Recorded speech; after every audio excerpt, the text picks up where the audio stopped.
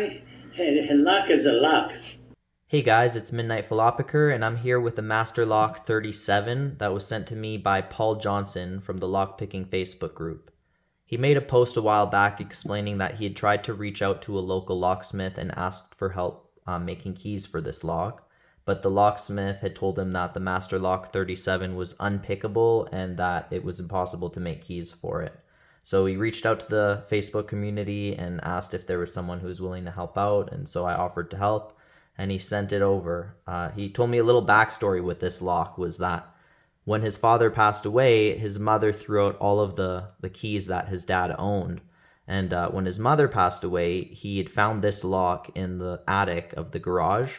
And he remembered when he was a kid, his dad threw it up there at some point. So it was sentimental because it's his dad's old lock, and he doesn't have the key for it. I can relate to this deeply because I have actually the exact same lock here that I got from my grandfather when he passed away. My uncle was going through my grandfather's stuff and found this, and I have a couple more locks from my grandfather that I don't have the key to.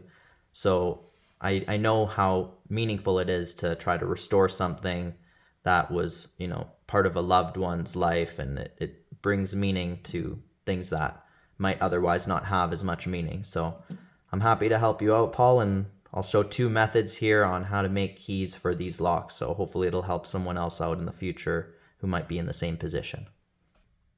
The first method that we're going to go over is called impressioning, and if you look at my video number 39, I do the same method to impression a 1974 Fiat Spider ignition, and I go over a lot of tips and tricks there on how to do this.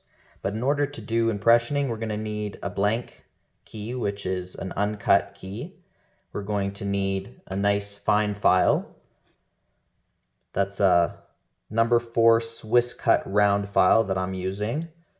And you're going to need a handle. So this is the rubber band impressioning handle, nice and sleek design that fits in many cases. But if you don't have something fancy like that, you can also just use basic vice grips as long as you have space to fit them in. And you also will need a magnifying glass or some device that will allow you to see the marks on the key a little bit more closely. You can also use your phone's camera, although sometimes that doesn't work the best. And of course, you're going to need the lock that you want to impression. Before we get to impressioning, the first thing we have to do is prepare the key. So we're going to take our file, we're going to rub it gently on the blade of the key. And this is going to clear off all the paint, all the scratches, any kind of debris that is left behind that could confuse us when looking for marks later on. We want a nice clean mirror finish on that blade so that it's very easy to see marks later on.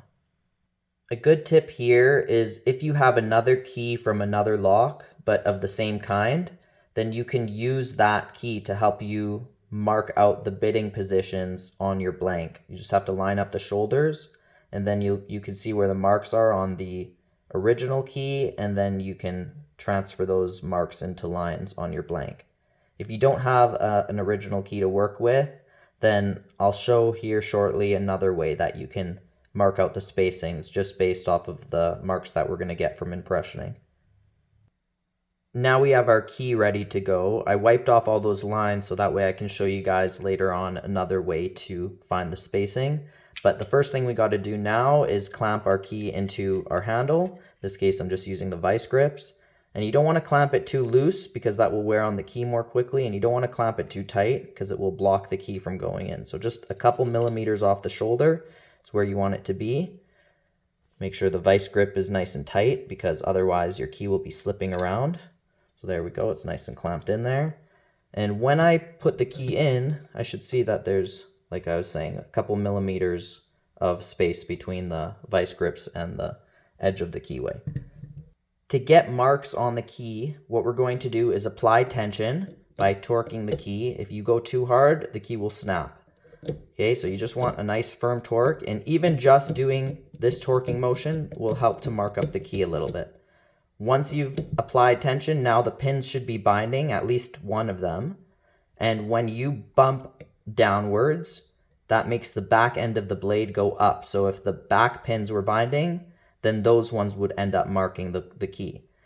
If you bump upwards, then that will bump the front of the blade up into the pins and it will mark that side of the key. So you need to go both directions. You want to apply force and then bump and then let go of the force, because keep in mind, after you bump, you've lifted the key pin up. If you just keep trying to bump, you've already lifted that key pin up, so you're not going to be getting more marks. So you want to reset it, let it drop back down, and then apply tension again. And while you're holding the tension, bump again. So you want to twist, bump, release, twist, bump, release, twist, bump, release, twist, bump, release. And then you can go the other direction. Instead of bumping up, you can bump down. So twist, down, release, twist, down, release, just like that. And then you can go the other direction. Even if the lock doesn't open counterclockwise, a lot of times you can still get marks by tensioning that way. So in this case, this lock actually does open counterclockwise, so we'll get some nice marks going that way. But even if it doesn't, you can still get some nice marks going that way. So I'm just going to speed it up here a little bit, and you guys can watch me try to get some marks here a little bit.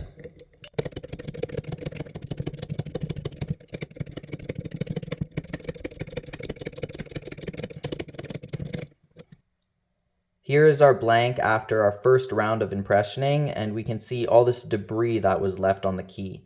Normally I would just say wipe that off right away so you can look at the actual physical indents in the metal without any distractions, but in this case, since we don't have our spacing marked out, we can use those marks from the debris to help us see the spacing. So if you look carefully, we can see 4 nice marks from where the pins should be, and then we can mark our lines based on that.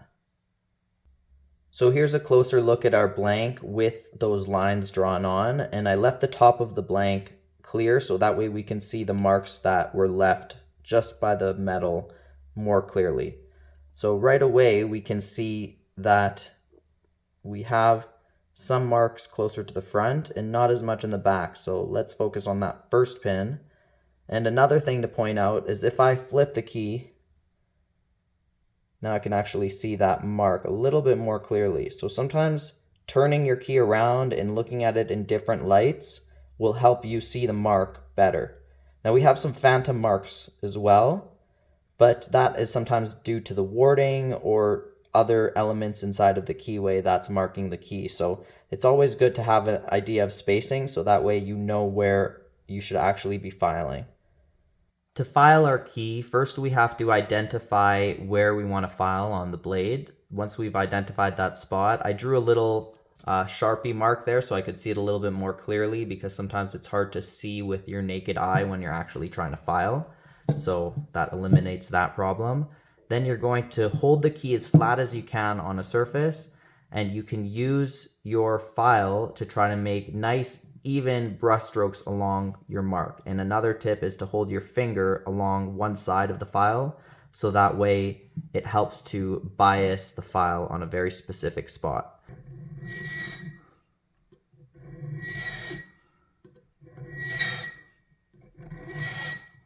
Okay, and then we're not going to go too deep for now because we can always go deeper later on, but just for now, that's what we started with.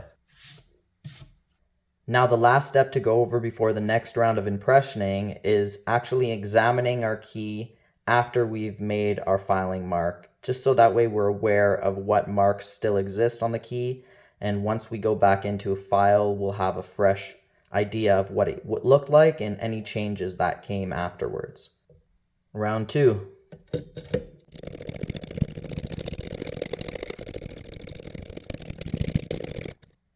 Re-examining the key after our second round of impressioning, we can see some new marks in that filing spot of the first slot, and the rest of the key is still pretty clear, so we're just going to do some more filing on that first slot.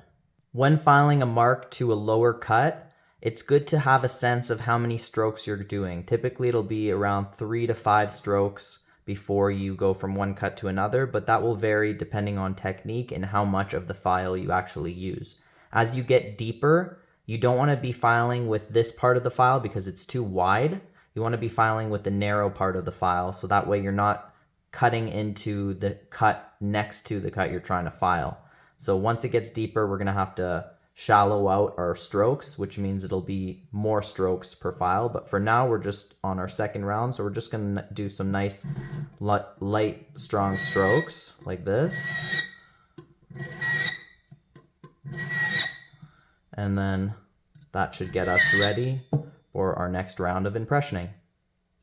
After our second round of filing, we can see that all the marks have been cleared off from that first slot, and we can take note of any other phantom marks that may exist, and we're ready for our third round. Round 3.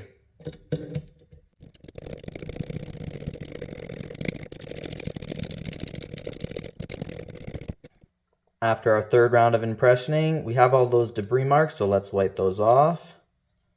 And we can see we have a nice mark in slot 1, so that one is still marking. And perhaps we're getting some extra marks in other slots, but we're going to leave those for now because we have our deepest mark in slot 1. Okay, back to filing. Going to line my file back in the slot and going to give some nice even strokes. One of the reasons why I hold it flat on a surface is because it makes it kind of impossible to tilt it too far one way or the other. So it helps to hold it really steady and even. Here's our blank after our third round of filing. We can see all the old marks were filed off, but we can also see that our filing spacing is starting to carry over into the next section. So we want to be careful not to go too deep and too wide with our filing strokes. So we're going to narrow them out a little bit as we move forward. Round 4.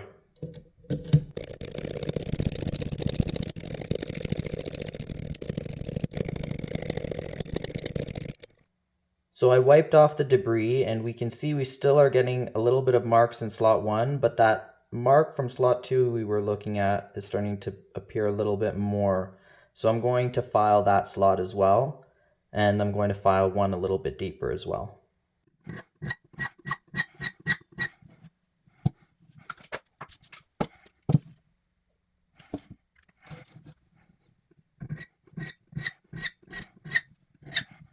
So I've wiped off all the filing marks, and so we just are looking at the blank. Round 5.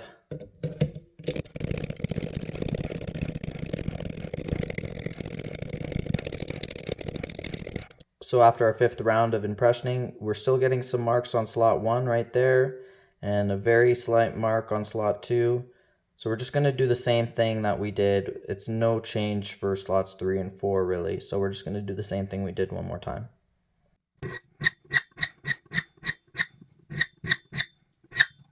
Basically exactly like the last round, but deeper. Round 6.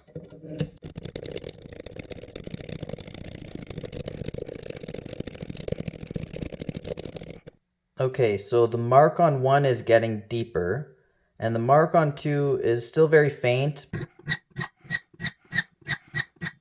All right, here's our blade after the 6th round of impressioning. Round 7.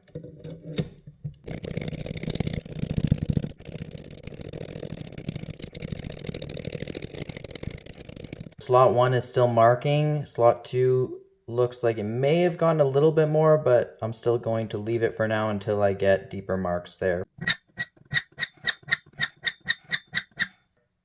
Round 7. Round 8.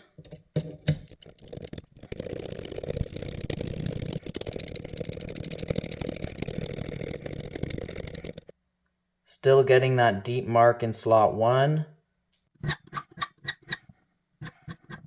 Okay, this is where we are now after the 8th round of impressioning. That one slot is getting really deep. Before we start round 9, I want to point out that first slot is starting to become a risk. If I'm not careful about ramping that slot as it gets deeper, then the key has a chance to get stuck in the lock. So you want to avoid that. Make sure to be ramping your edges of the slots properly so that way your key doesn't get stuck. All right, round 9.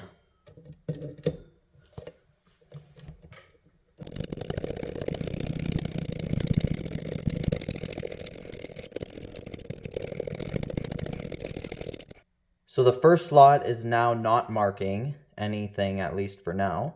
And we have a nice mark in slot 2. Trying to avoid to take off too much, I filed off that mark there in slot 2, and now we will go back in for round 10. Round 10.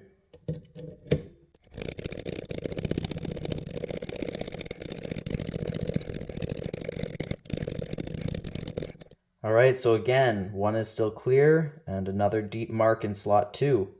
So we're making progress. All right, that's where we are now. Round 11.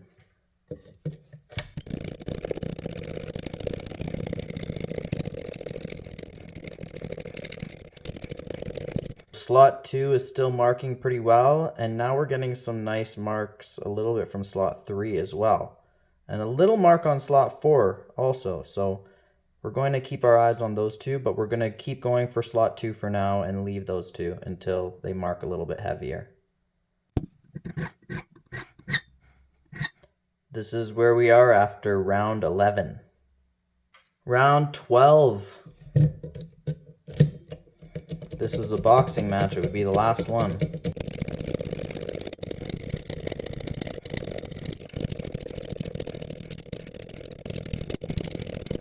All right, so this is kind of interesting. We can still see those marks, those very slight marks in 3 and 4. 3 might be a little bit deeper. 2 is now not marking, but if you look in 1, we're starting to get another mark in 1. So I think 1 was just a little bit left to go, and the fact that we got 2 taken care of is now making 1 bind again. So we're going to finish off with 1, and then I bet you 3 and 4 will start binding a little bit more heavily. Okay, here we are after the 12th round of filing, and we can see that first slot is clear again, and I was also mindful to make sure not to make the ramping too steep. Round 13.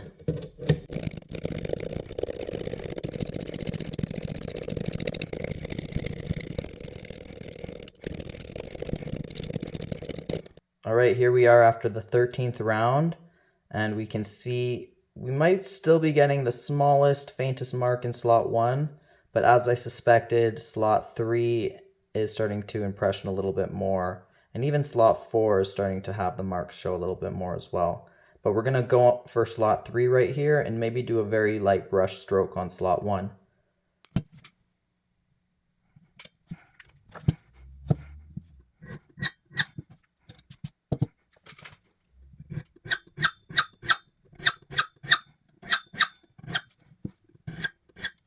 All right, the 13th round of filing has left us here. I brushed up the first slot a little bit, and the 3rd slot has been filed. I'm still leaving the 4th one for now, but that's where we are. Round 14.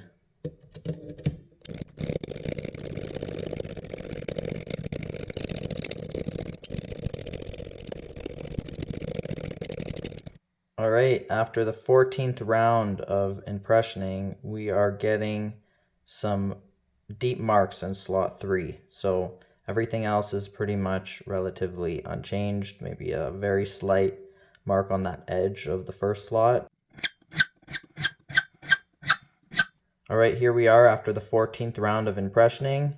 We can see all those marks have been cleared off from the 3rd slot, so let's get going on our 15th round. I think I'm starting to lose track. Round 15?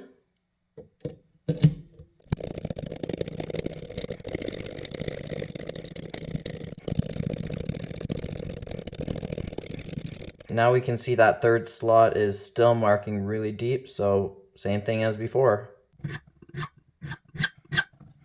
Here is the end of round 15. Round 16.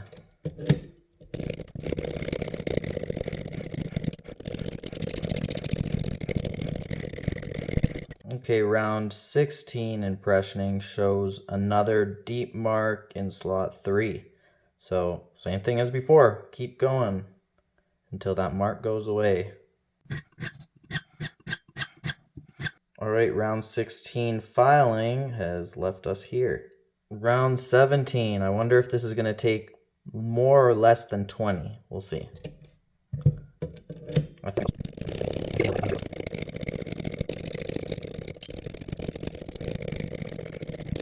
Pin 3 is still marking, so a bit more on that guy.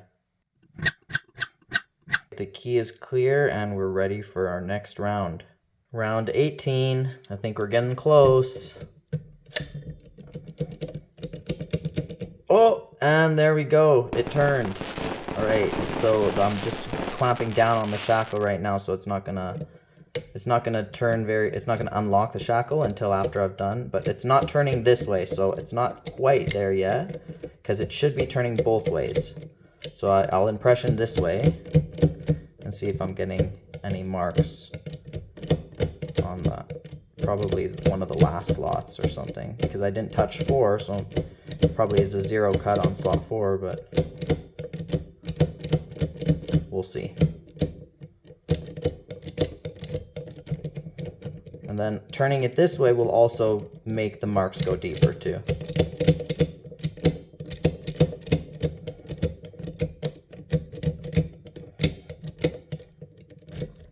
All right, we can see a nice deep mark in slot 3. That mark is probably from the pin itself just being embedded into the key when I turned it. And so that's why it got such a deep, nice mark there. Once I file that, I wonder if it will turn counterclockwise. Let's see.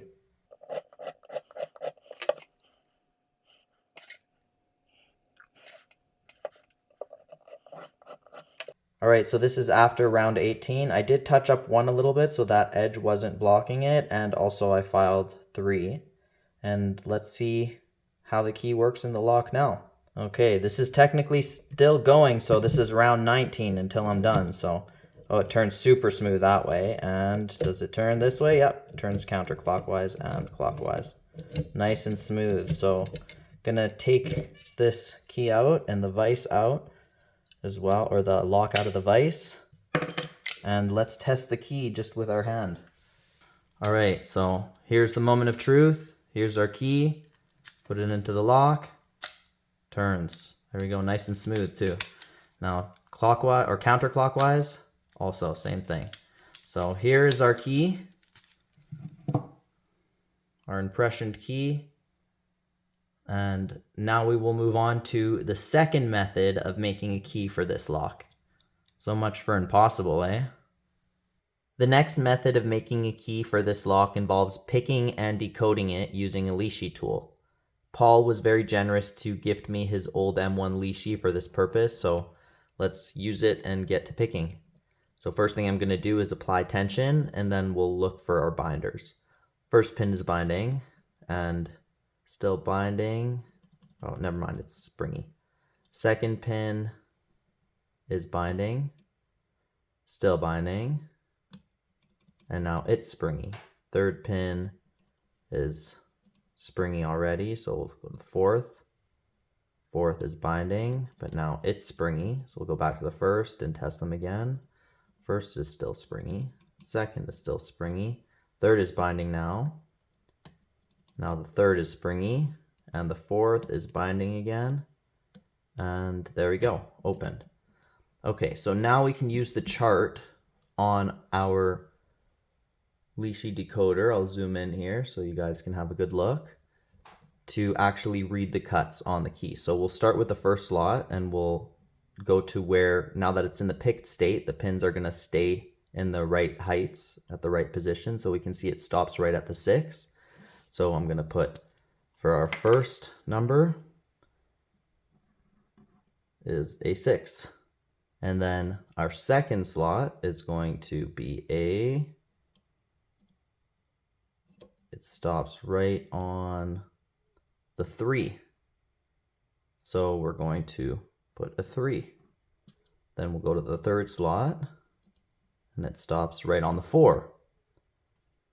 So we'll go 4, and then we'll go to the fourth slot, and then we'll see it stops. It can go past that first slot right to the 0. So we'll take those numbers here, and now we can relock our lock, take our leashy out, and we can actually take these numbers and make a code cut key with it. Here's our code cut key, and here's the moment of truth. Let's see if it works. Yes, it does. Nice and smooth. And goes both ways. So we have our key. Let's compare it to our impressioned key. And we can see that for someone without experience, they may not notice a difference. But if you pay close attention, you can see that the code cut key is just a little bit more sharp on the cuts and a little bit more precise. So the impression key looks pretty similar though. I just wanted to bring up a couple points. First of all, after I impressioned the lock, the shackle didn't pop open, and I realized that that was because the pawl wasn't going back, or doesn't go back all the way, and it was catching a little bit on the edge here. So I just did a very minor grind on the edge here, and now it pops out perfectly every single time. And secondly, I noticed that on my grandfather's lock, I'll just open the shackle here, his shackle has this metal tube that comes with the Master Lock 37. So when Paul sent me his lock, it didn't have that. So I'm assuming his dad lost it a while back or something. So I took a aluminum rod here and I cut about an inch off of it, and I shined up the metal. And even though it's not stainless steel, if I could find some that would fit, I would have used that, but the aluminum was all I could really find. But it still does the same purpose. If anybody tries to cut the shackle, it'll just spin upon impact. But I don't think that Paul will be using this lock in service. It's mainly just a memento, I believe. So either way, I hope you enjoy that little extra things that I did to make it a little bit nicer. There we have it. That's 2 keys made using 2 different methods for this apparently impossible to pick and impossible to make keys for lock. Sometimes some locksmiths will say that if they either don't know how, or they don't have the skills, or they don't want to do the job. Either way, it's not nice to do. It's not right. So I'm glad I was able to help you out, Paul, and thank you for reaching out to me and giving me the opportunity to help, and I hope everybody enjoyed watching. All right, take care, guys.